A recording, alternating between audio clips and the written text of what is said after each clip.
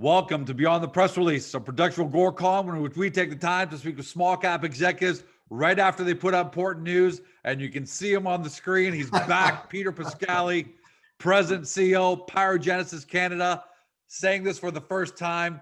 Trades on the TSX Big Board on the stock symbol PYR, and for our friends in the US, PYRNF. Now, for those new to the story, it's going to be a lot of you. PyroGenesis, a newly uplisted TSX company. They're basically the world leader in advanced plasma processes. They're achieving global success, multiple applications with some of the world's biggest companies and organizations. So more than just lip service, they announced a $25 million contract, one of the biggest high-tech, for one of the biggest high-tech aluminum smelters in the world. They announced an $11.5 million contract, the U.S. Navy, to put their technology on 2 aircraft carriers. And this press release yesterday, PyroGenesis signs initial plasma torch contract with major iron ore producer. Peter, welcome back. Thanks, George. Thanks for having me again. Hey, it was only a couple of days ago we were celebrating together, with all the shareholders, and now you're back again. Yeah, George. We're very excited to be here today. Very excited. Congratulations on this news. Thank you. We're going to get to specific questions from the investors because they're so well educated. They've got great questions. But from you, how big is this press release for the future of PyroGenesis?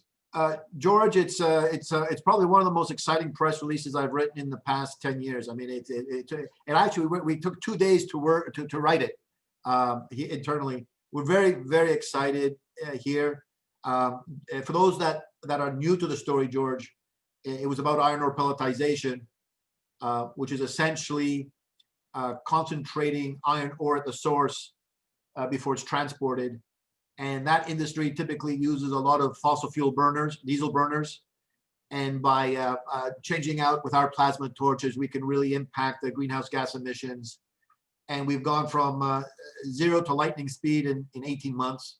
And here we are announcing a contract with a multi-billion-dollar major player in the industry, and we're extremely excited about it. Extremely excited. And for those of you, and for those, Peter, who are new to the story, who didn't know about iron ore pelletization, so thanks for that. Yeah. Also, if you don't mind, just give maybe a 30-second rundown, the fact that you have announced clients A, B, and C. So this isn't just some kind of one-trick pony. Maybe you can just we'll go into those details, but give everyone a summary of what's going on with 3 different players around the world.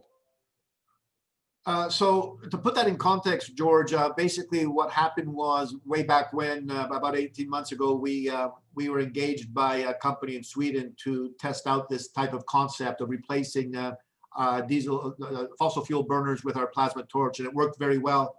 And it was part of a program in Sweden to reduce greenhouse gas emissions, particularly in that industry.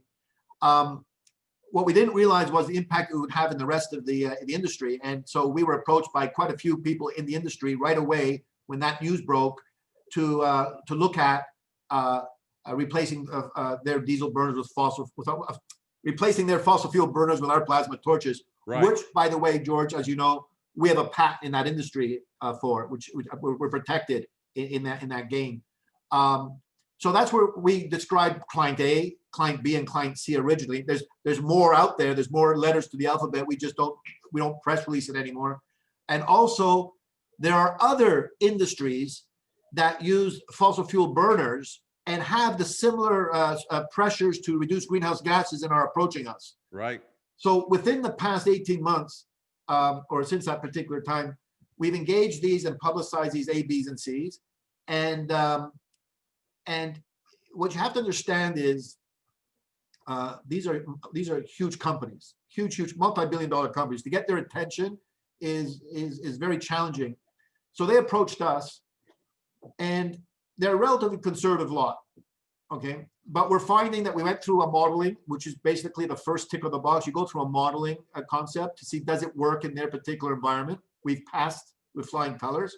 And now we're going to this particular stage, which is buying the first torch. To say that doing a first deal with any company in any industry, particularly a conservative industry, is like giving birth to an elephant, George. I mean, it's not a simple feat. So now we've gone from the modeling to this particular contract. It signals a lot. I think I know I mentioned in our press release. I actually quoted a bit from the paragraph where I actually stated why they're doing this. They're doing it to the goal of replacing their fossil fuel burners with our plasma torches to reduce greenhouse gas emissions. That is huge. That's huge. Peter, is it safe to say, these are words coming out of my mouth, but I have to ask because this is what I'm thinking. Is it safe to say that this industry, as far as the burners go, is about to go through a paradigm shift? We see this, in the music industry. They went from DVDs to streaming online. Phones went from phones to smartphones. Is the burner industry going from fossil fuel powered burners to plasma torch powered burners? Is this a paradigm shift that's going to take place over, just keep on going and going? I think, George, it's a shift. I don't know, paradigm. I don't know. To me, what is significant is that we are introducing plasma torches as a greenhouse gas reduction offering. That's not just in the iron ore pelletization industry, that's across the board. And we have one of the largest concentrations of plasma expertise under one roof anywhere in the world, one of them. I don't know anyone bigger. So if anyone can do this, we can. And we've got first mover advantage in the iron ore pelletization industry based on our patent. And I think, a lot of these large companies are, as I said, conservative. They go to the experts. They're not going to go to somebody who's just, out of their basement somewhere in the world. So yeah, this is going to be, I don't know about for the industry, but for us, it's definitely a paradigm shift in our offerings. Most definitely. All right. Yeah. That's my opinion. I'm not going to put words in your mouth, but look, Biden is the president-elect, most likely going to be the president. The United States is going to be rejoining the Paris Accord. It seems like this is going to be a major monster priority. They're going to be led by the U.S. around the world, and the companies want to be on board with this. That's how I read it. Let's get into the questions from investors, because like I said, I think PyroGenesis is some of the best shareholders in the world, not just because they're enthusiastic, not because they're loyal, but man, are they educated and they really know their stuff. So Jacques, and by the way, I think these were taken by my team chronologically, I believe. So, I'll try my best to answer them, George. I'll try my best to answer them. Yeah, listen, I'm sure you will. Jacques Fillion. First off, I'd like to congratulate all at PyroGenesis for this landmark deal. My question, could you give us an estimate on timelines? When do you think Client A could make additional deals, either in the form of purchasing or leasing? Same question for other potential torch clients. So I guess Jacques is asking what everyone's thinking. What's the status of A now that they've made their first purchase?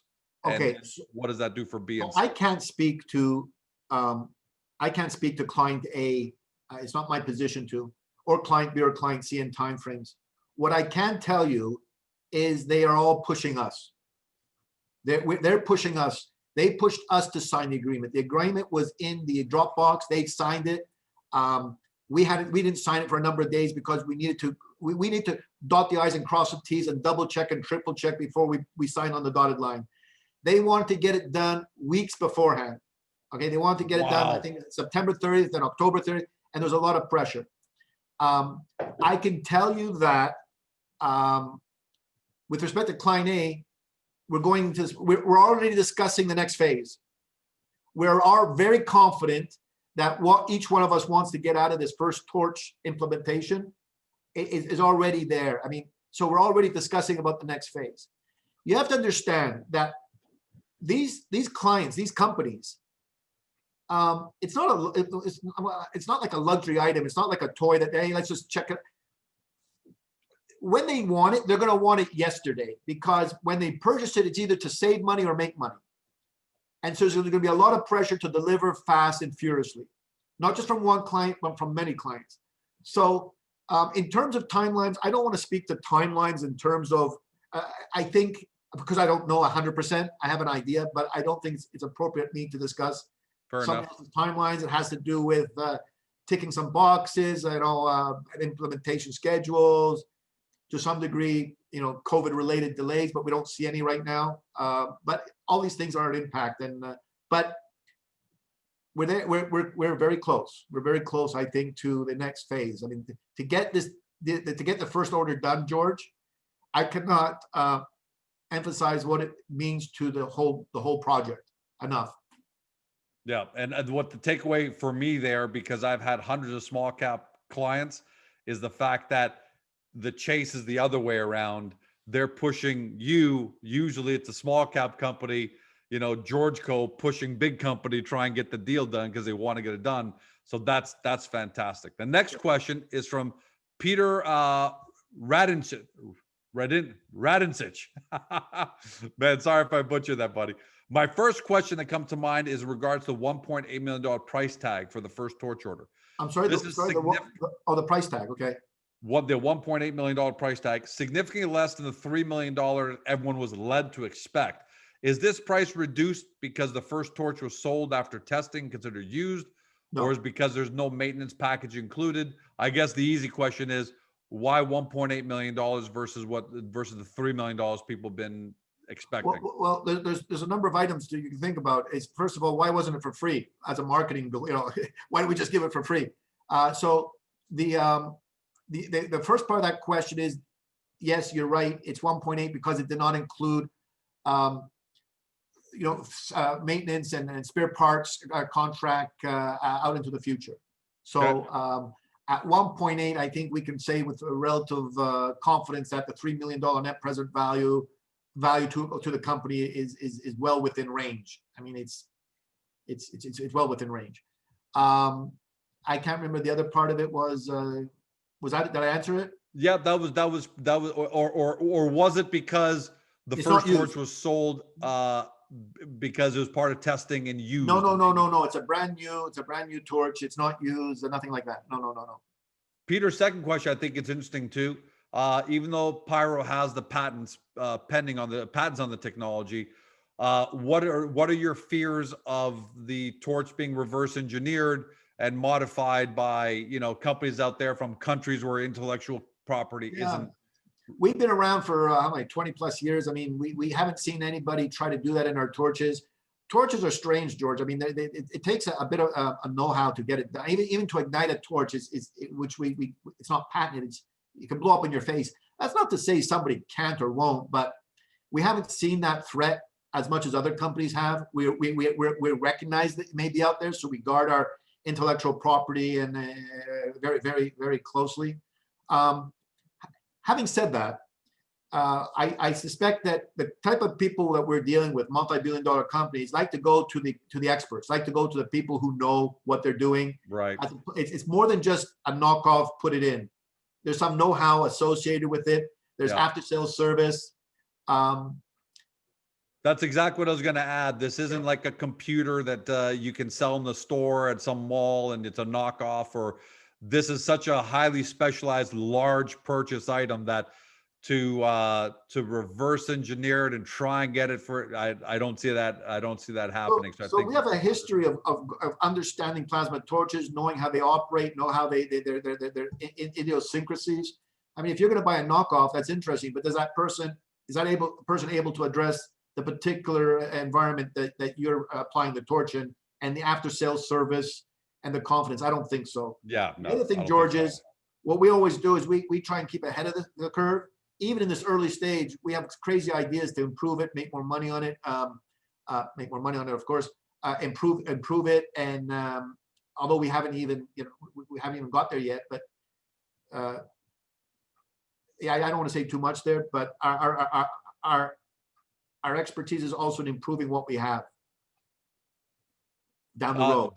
David Therendale asks, "Hi, Peter. I assume the client paid for the computer modeling phases. Yes, to test the torch benefits under their configuration. Now the client is also paying for one torch to test in-house. I'm not sure, but why should the market not look at this more as a real-world extension of the modeling phase, with the actual first sale being whatever number of torches are bought or leased in the future once testing is finished?" So I guess what they're insinuating or asking is this one torch is this still an extension of the modeling and testing phase? Well, I guess the easiest way to answer that is it's just not an amendment to the modeling contract. It's a whole separate contract, a whole separate goal, a whole separate whereas section. It actually, we put behind the modeling, and now we're going to buying the first storage. So the question also is, I suspect that's running around is, why one torch? Okay, why would someone Yeah, just we might as well, they might as well answer that here, because I'm sure, why one torch? Why not 5, 10, 50? why not 5, 10, or what have you? Right. So, but between me and you, one torch And everybody watching around the world. and everyone watching around the world. I can't speak to why they would want just one torch, but I can infer, and I'll do that in a second. I know why we would want one torch, as opposed to more than one right now. But let me speak to the client. Let's assume that this client, this client has a number of torches. Let's say, let's just pick a number. I don't want to pick a number. Let's say they're going to order X hundreds of torches. Nobody in their right mind, George, is going to put their career and their company and pull down their replace their diesel burners without having even put one torch in. You just got to say, okay, this is the modeling, this is the torch. We want to order a whole bunch. Let's put one in. Let's just see what adjustments have to be made, or does it really match up with the modeling? We all are confident it does. That's why we're already talking about the next phase with client A.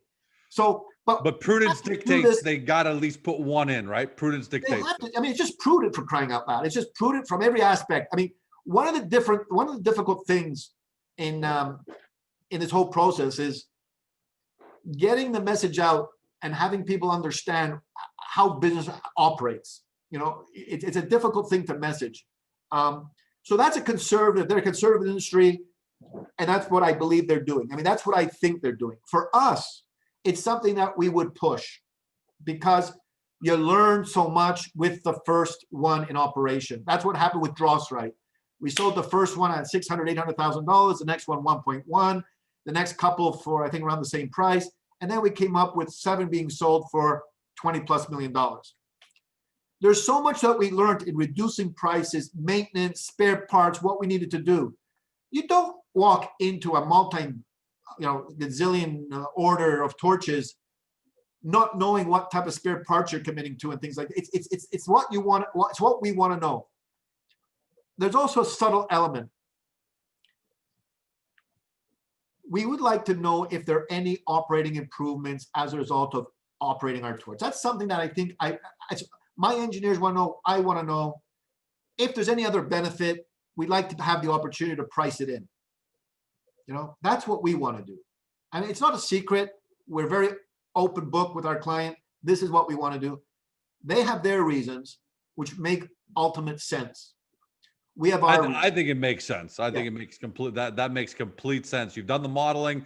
You know what it does. Let's put one in here, because I want to make sure I don't overly rely on this one product. Just make sure it's part of the check boxes for me. And it sounds like that's what you're saying too. That's part of the.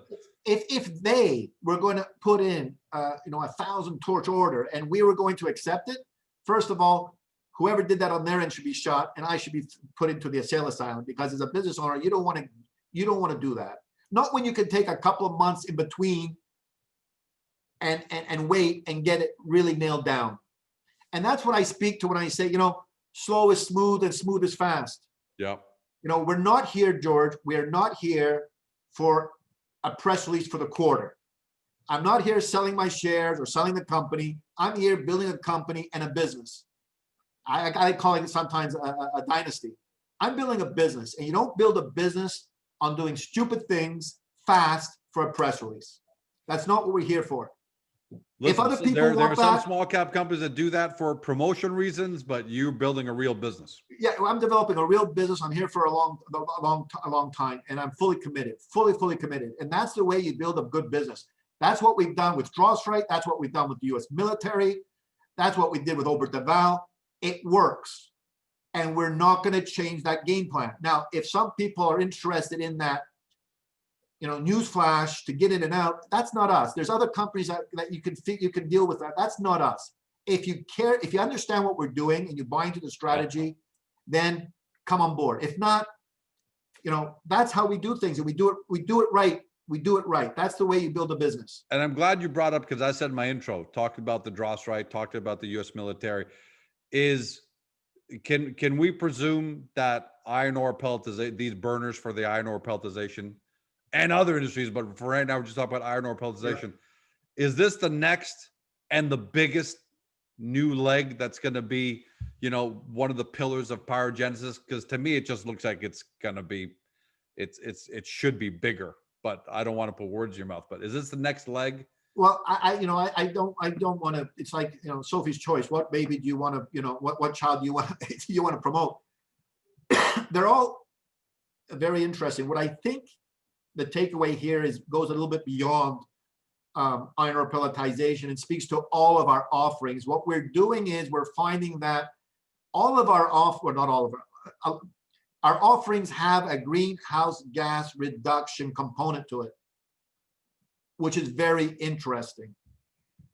Iron ore pelletization brought that home to us, and we're finding that drossite even has that type of a component as well. I won't go into more than we've press released in the past, sure, but this is significant for us.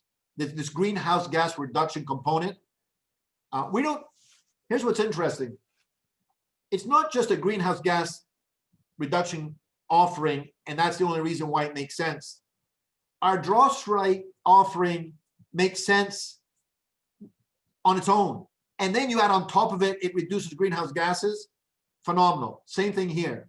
Our torches make sense to begin with, and they also have a greenhouse gas reduction. Those carbon credits are going to get expensive. This is what's exciting about everything that's been happening here, that we're excited about at the company, that the board is excited about, the market is excited about as well. Nicole Bennett. Yeah. I like the questions raised by Country Chick on the forum. I'm wondering if you could shed some light on how you hope the one torch sale will further validate the benefits of the plasma torch. From my understanding, each of the client's furnaces would require more than one to fully swap over. That's correct. And therefore, this order will not accomplish that. I'm not sure. That's their assumption. Is the company able to only swap out one of their pre-existing fossil fuel burners and still run the furnace? If so, what is the team looking for from that process to further validate the complete replacement? So there's a number of questions there. I think some of them I answered in terms of what we are looking for and what the other side is looking for. In terms of the plug and play, I think that's pretty much a given. I mean, obviously that's something we're going to confirm. A plug and play is easy. That doesn't seem to be a challenge there. And even if it takes a little bit longer, I don't think that impacts economics at all. The other aspects are, does one torch complete the furnace? The answer is no. So, but it gives us, for the furnace is able to run with our plasma torch in there, and the others being fossil fuel burners. And it's the data and the experience of doing that I think both parties want information from. So, okay, I think we answered most of that before, George. Yep. Yeah. And I'm going to weed that out as we go through. Wade, because we did it so fast. Usually we do these Q&As 2 days in advance, but we're going to weed it out. Wade Hewlin asks, first, congrats to you and the PYR team on obtaining the first ever torch order in the iron ore industry. So thanks for that, Wade. He asked a couple of questions we've already answered. This one's interesting. Why are you not able to publish the client's name? Has the contract been negotiated and completed? The clients should have been included as a consolidation for purchasing only one torch as an offset. Stating the client's name would go a long way in maintaining the share price until we receive large orders. So that's a philosophical difference. I don't agree with that. I mean, sure. In this particular industry, there's only a handful of major players. Put anyone's name in there, and it has the same impact. One name doesn't have more meaning than another name, in my opinion. Now, we view our clients as being part of our know-how. That's how we look as a company. We do not press release clients' names unless they press release our name. For instance, Oberdeval press released about us. The U.S. Navy is public information about us. HPQ published. we do not publicize clients' names. We will describe them in sufficient detail that people can understand the impact of the contract, but the name in and of itself to us is indifferent. It should not make a difference. Yeah, because they're all big, right? They're There's all big. no I little mean, tiny George Co. iron ore mining company out there. They're if you're doing it, you're massive. They're majors. They're Right. majors, and there's not that many majors out there. And if you just pick one and fill out the blank, you're going to get the same takeaway than if it's another name. And I don't mean to be arrogant about it, but it's something that we guard as part of our know-how.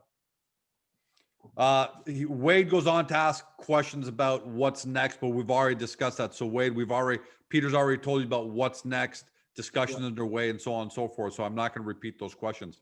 But thanks for the nice words. And he says at the end, thank you, long and strong PYR. So Great. Thanks, Wade. Next question is from Positive Thinker, who again says, the press release gives a much clearer picture of what's to come, and he thanks you for that. Positive Thinker did ask question about what are next steps on client A and client B. You've addressed that, so we won't. But this question I like. Can you speak to what industry has shown the most interest in replacing their fossil fuel burners with PyroGenesis plasma torch, specifically iron ore pelletization, cement, or some other industry? I'm not even. If you're allowed to talk about those industries, that would be great. Well, I mean, I won't talk about the one that really is iron ore is really one we're concentrating on as much as we can, because that's where we have the patents. That's where we have the initial discussions. So basically that's iron ore pelletization by far. Other industries, cement industry, glass industry,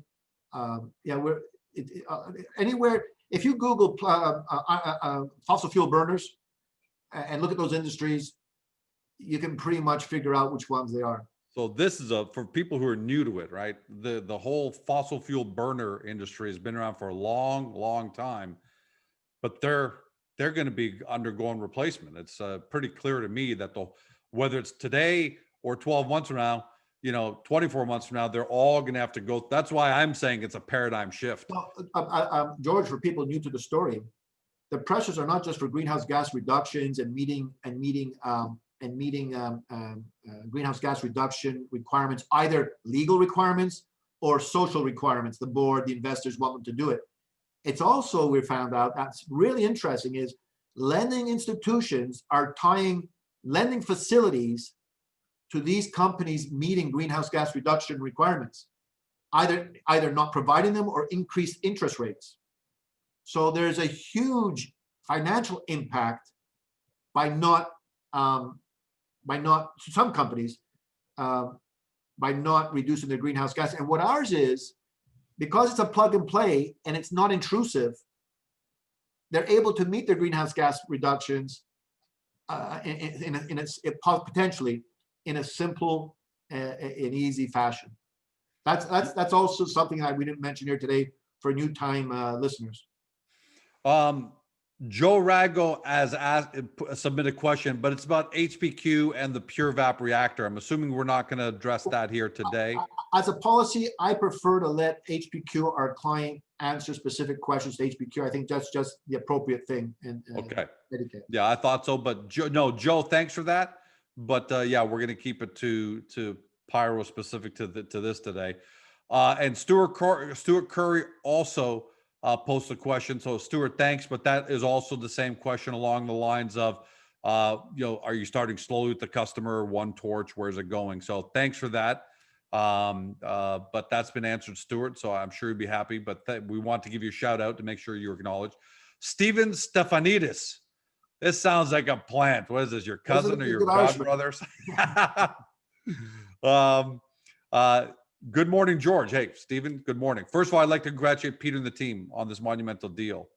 So same question, starting with one, what's the strategy? Same strategy as Drossrite, which you actually brought up, where you said you started small, slow with Drossrite, bigger, larger pricing. So I see it's proven and has worked in the past, is his comment. So safe to say that that's the strategy, right? That's right. That's correct. All right. And by the way, thanks for the graphic, Stephen. I don't know if you saw that, Peter, but he put a bag of potato chips. Says, bet you can't just buy one, with respect to the burner. He's got your picture. I don't know if you've seen it, but we'll get it to you. Claude Constantinu, hello. Want to congratulate Peter and the PYR team on a great job.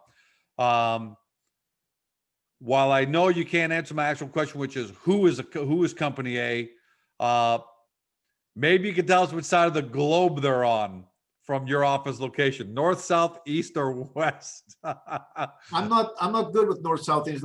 It's left of us. It's left. I like that. If you look the other way, it's right. Look, just go left. But it doesn't matter. It doesn't matter where they are. It's who they are. As Peter said before, it's not a big club, and all the players are big. So fill in one name for the other, and the degree of change isn't that great at the end of the day.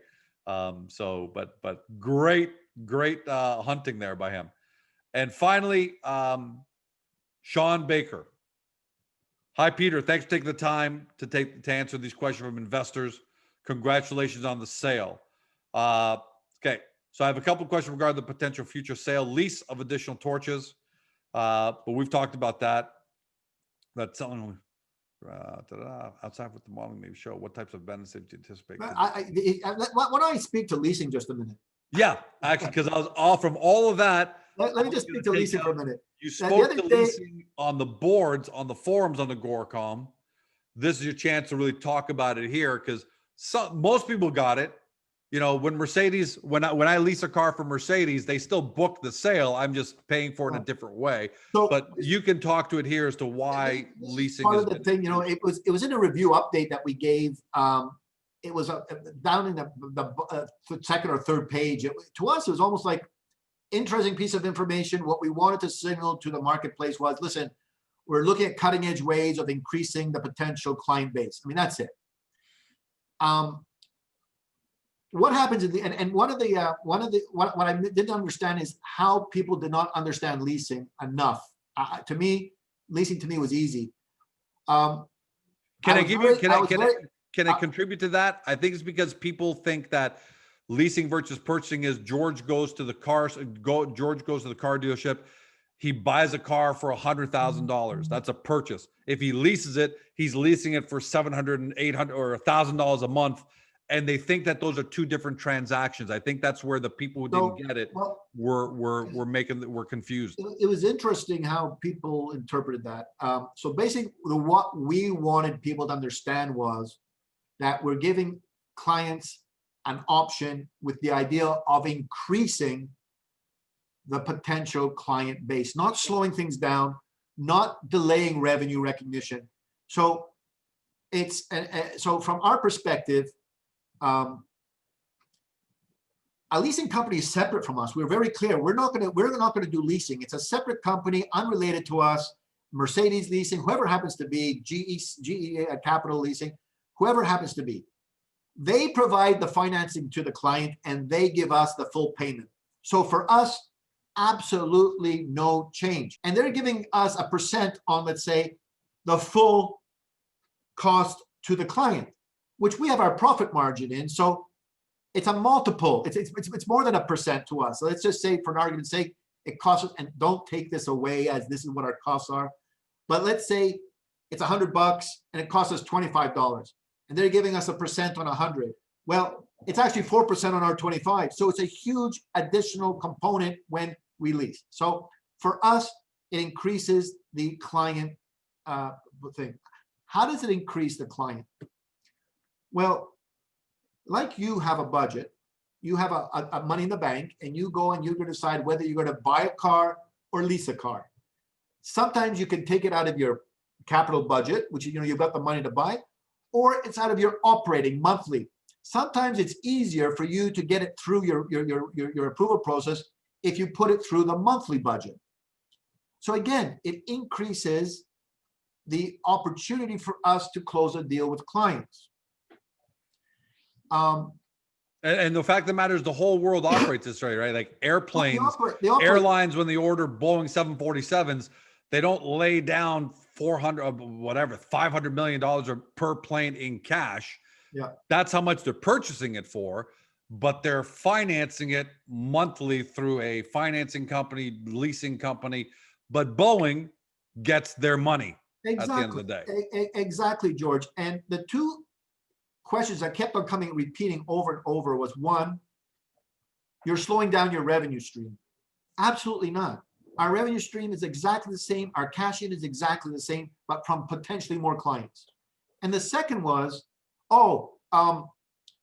they obviously don't like your product enough to buy, so you have to lease it, which to me, I heard over and over again, makes no sense to me, that if you've got it in your system, whether it's good or bad or leased or not, leasing doesn't make it better. So these were the two repeating concepts that I think went into the marketplace, and people that didn't understand panicked and reacted based on that panic. But to us, it was a complete surprise, a complete shock, because leasing is supposed to increase the opportunity. Don't go down on us yet. Get that drink. And while you're drinking that, look, I'll just reiterate, that's the way the world works. Yeah. That there's a reason why GE has their financing department. There's a reason why Mercedes has a financing department. It doesn't mean that most Mercedes customers can't afford to pay $125,000. A lot of them can, but there are a lot of people who don't have $125,000 cash in the bank, so they get to lease it.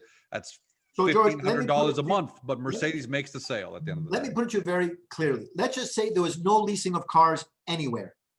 And if you had to buy a car, you had to go pay full price. Now, all of a sudden, a car company comes up and says, oh, by the way, gang, we're going to offer this leasing option. Poof, you've got a whole bunch of people now who can participate in buying the car. That's why you don't see jalopies on the street anymore, Peter, right? When leasing was finally introduced in the auto business, instead of people saying, I just got to keep carrying my jalopy for as many years as I can because I don't have back then $35,000 cash to buy a car, you don't see the jalopies, because now it's just a case of it's a monthly cash flow item. Yeah. And if I could add, look, the iron ore pelletization companies, they're massive. They're monsters. They have the tons of cash. But the fact of the matter is, as you go through the industry that you're talking about, cement, glass, sooner or later, you're going to get down to mid-sized customers. We're still going to place, hopefully, sizable orders, but they don't have that massive cash in the bank just sitting there. And they're going to appreciate the fact that they've got a financing option to make the acquisition. George, even though these big companies, they have a CapEx budget for certain things, you have to go and apply internally. They have to apply to that budget and make sure the project, that takes time. Yeah.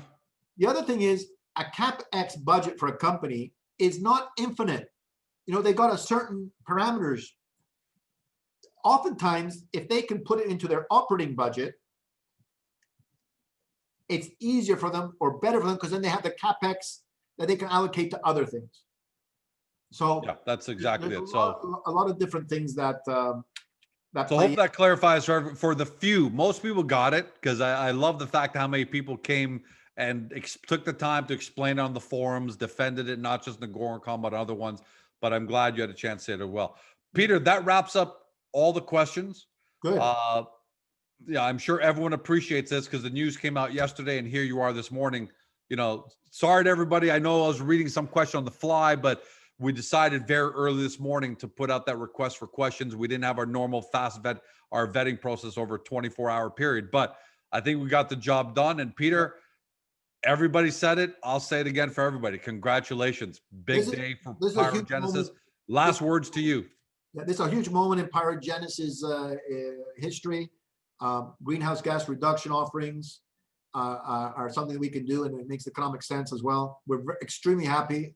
Thank you to everybody for taking their time. Sometimes people tune in here, George, thinking there's going to be something new said. We have to keep it to publicly available information, maybe a little bit more background to it. And I hope it helped. Thank you very much for having me, George. Yeah, it definitely does help, Peter, because press releases, that's why we call this Beyond the Press Release, right? Press releases can't flesh out and really explain and contextualize.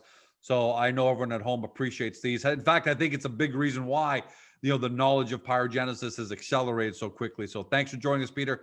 For everyone at home, you've been watching, or if you've been listening by podcast at Spotify, Google Podcasts, Apple Podcasts, to Peter Pascali, President CEO of PyroGenesis Canada, trades on the stock symbol PYR on TSX.